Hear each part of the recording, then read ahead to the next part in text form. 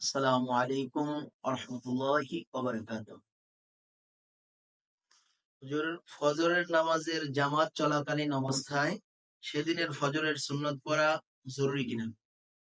ফজরের নামাজের জামাত চলাকালীন অবস্থায় সেদিনের ফজরের সুন্নত পড়া জরুরি কিনা? খুব সুন্দর একটি প্রশ্ন।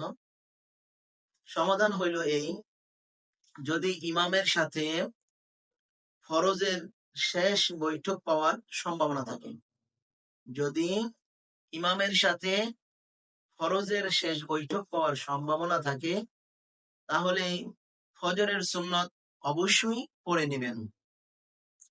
তবে তা জামাতের স্থান থেকে পৃথক হয়ে বারান্দায়, আলাদা হয়ে বারান্দায়, পিলার বা দেয়ালের পিছনে পড়বেন।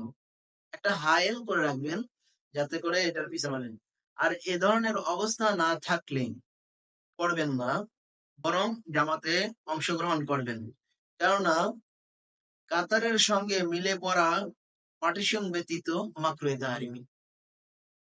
পার্টিশন ছাড়া, কোন রকমের হায়েল, দেয়াল ছাড়া, সূত্র ছাড়া আপনি সরাসরি জামাতের সাথে মিলে যদি ওই দিনের সুন্নত, ফজরের নামাজের সুন্নত আদায় করেন জামাত চলাকালীন অবস্থায়, এরকম ভাবে জামাত চলাকালীন অবস্থায় ফজরের সুন্নত আদায় করা ফরজ নামাজের সাথে মাকরুহে তাহরিমি।